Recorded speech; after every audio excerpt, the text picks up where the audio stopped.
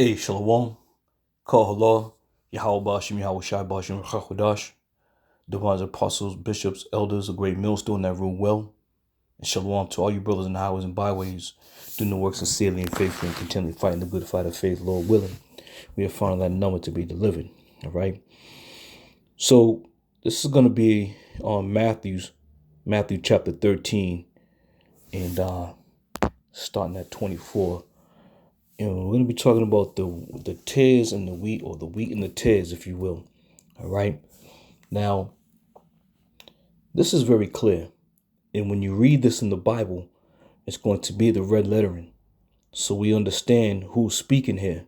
All right. And the Lord is very the Lord is very clear. Yahweh Shai is very clear on this parable. All right. And he who have ears to hear, let them hear. All right.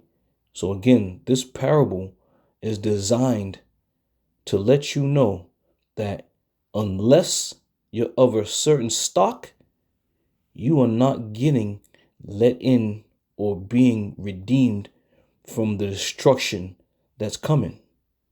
Unless you're the stock of Israel. And let's prove that. All right. So let's go. Matthew 13 and 24. Another parable put forth unto them, saying, the kingdom of heaven is like unto a man which sowed good seed in his field. All right. So what we're going to do is we're going to open up. Okay.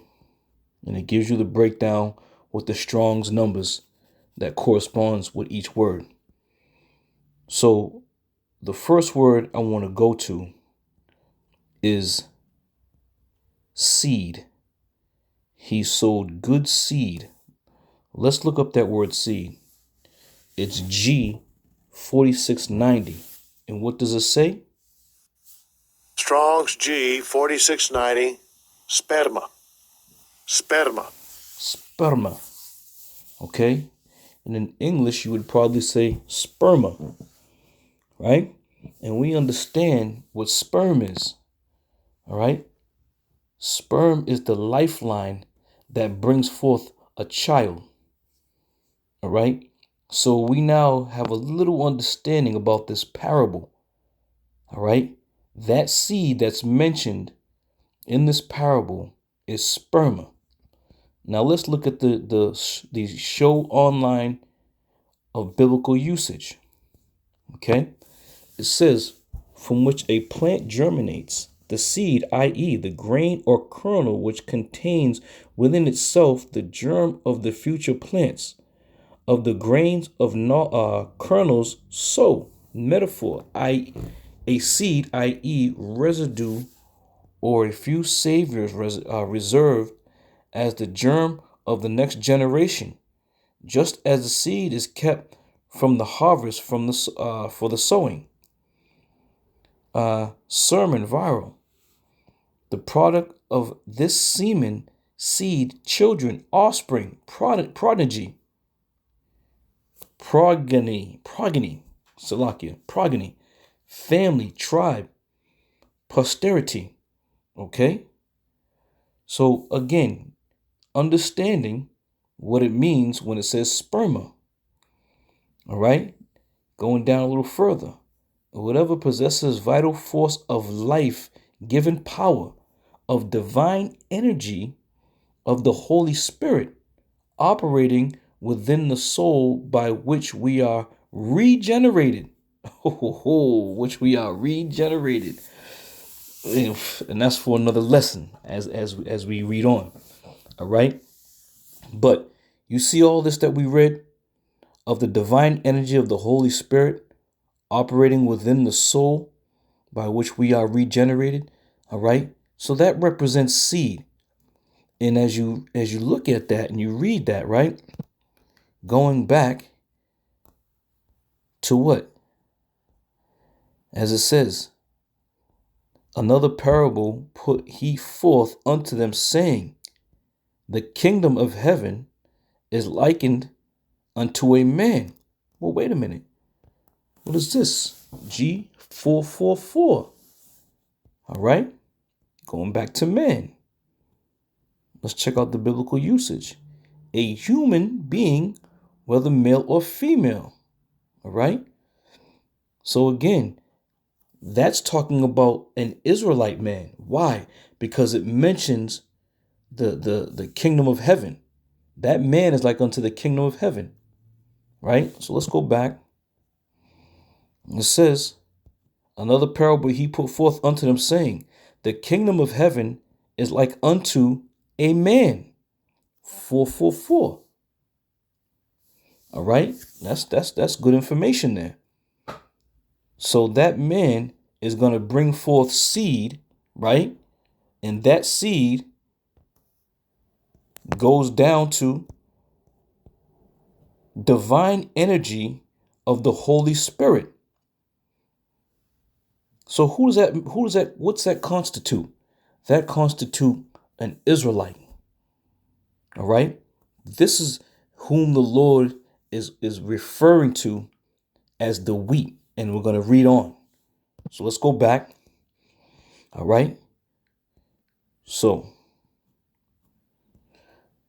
verse 25 says, but while men slept, an enemy came and sowed tares among the wheat and went his way. So let's open that up. But while men slept, okay, we understand that man, G44, all right, is a man that's connected through the Holy Spirit, okay? And while men slept, his enemy. So this man who when it says while men slept, these Israelites, an enemy, his enemy came in. So let's check out his enemy. Let's get an understanding on who his enemy is. Let's play it. Strong's G 2190. Echthras. Echthras. Echthras. Echthras. All right. That's representing this man enemy.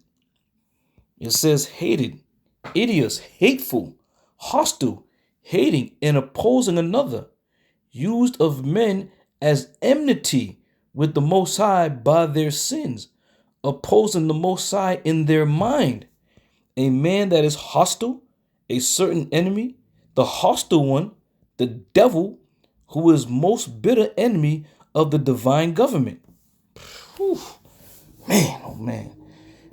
So, so that's the enemy. All right? That is the enemy. So let's go back.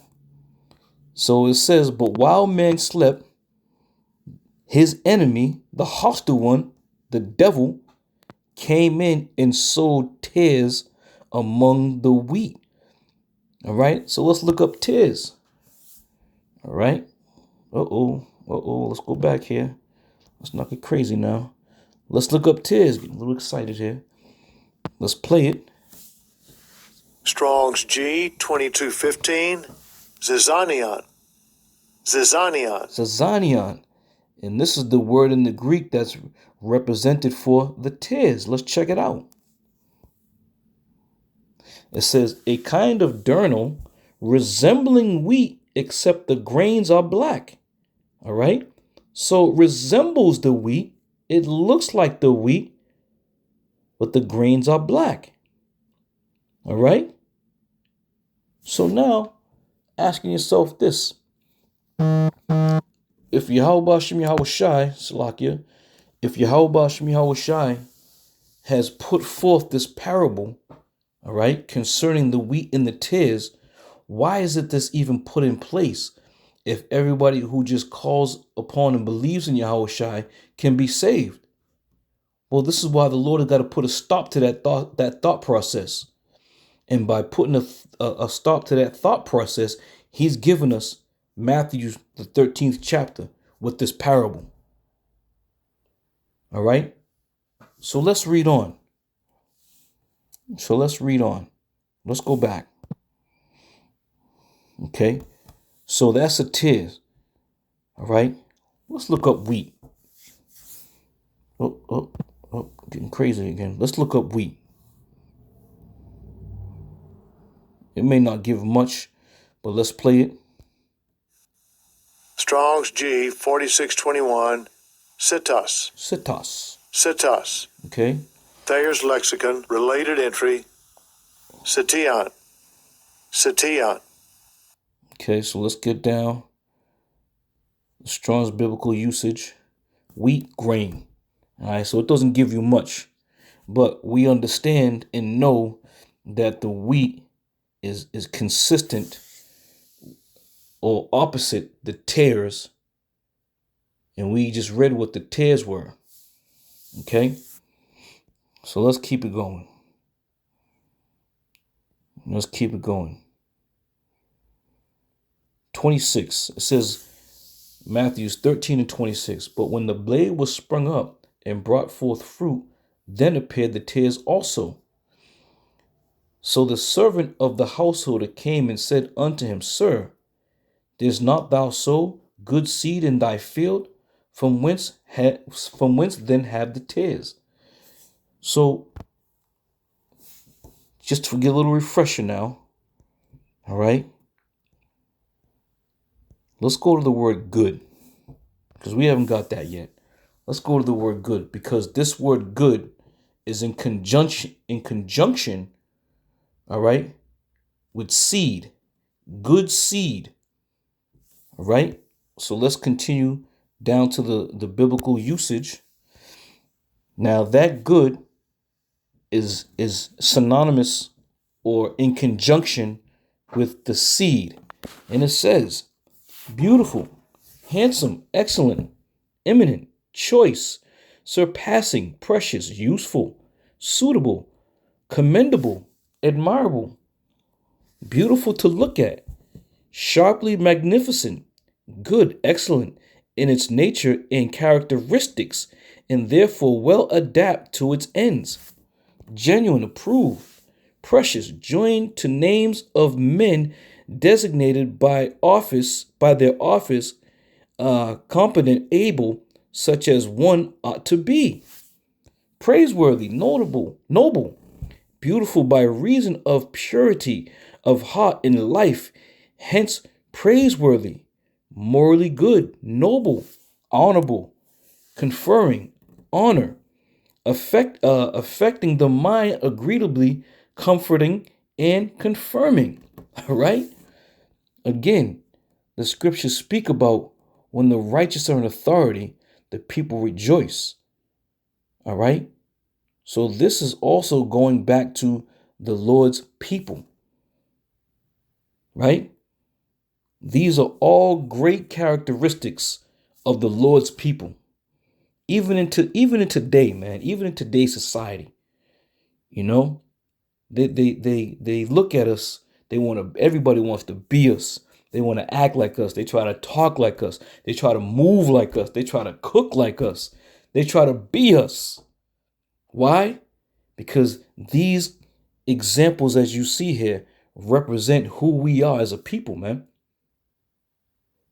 Though a great portion of them are going off, way off, but at the end of the day, you know, you hear about these devils, you know, that movie, what was that movie called? When the dude was falling into the dark abyss and they was trying to, you know, take their body parts.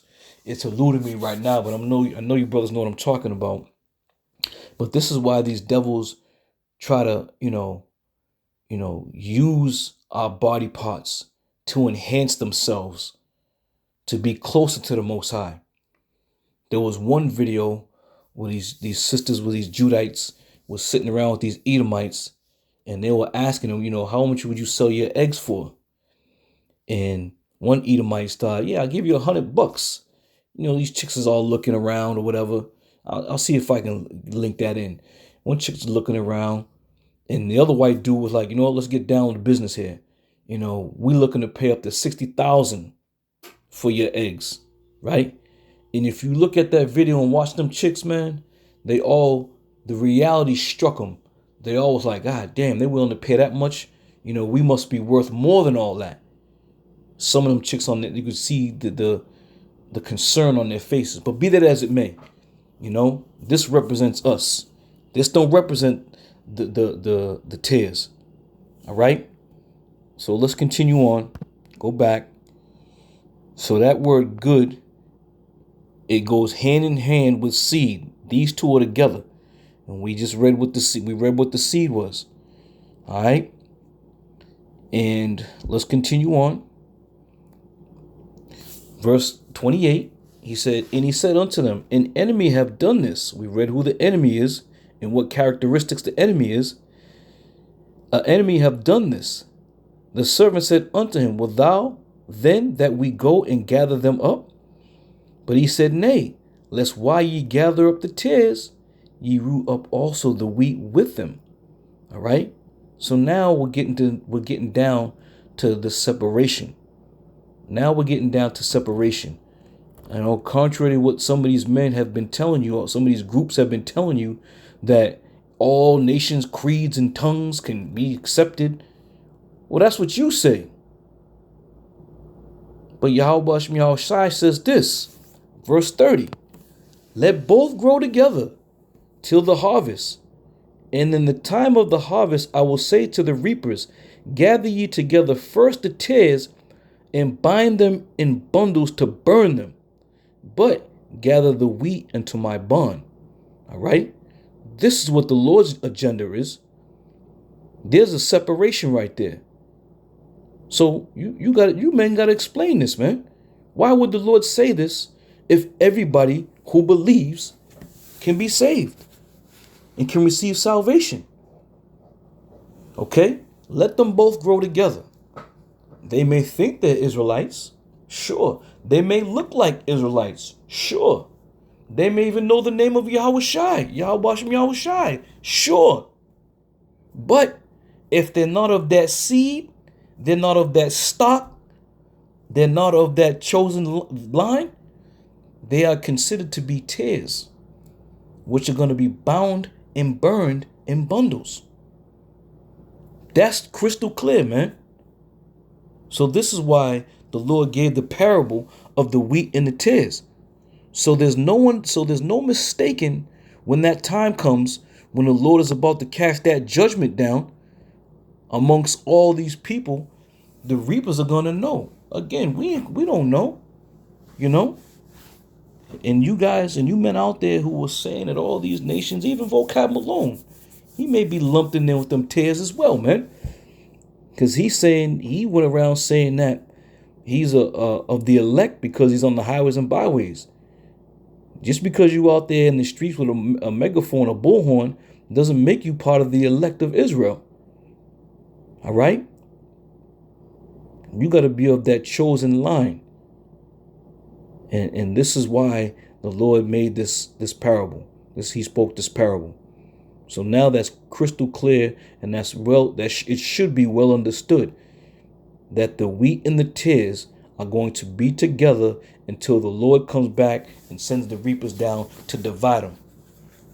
So all you people out there who've been telling these heathens that they can be saved, they can be delivered, just believe in Yahweh Shai, that's not true.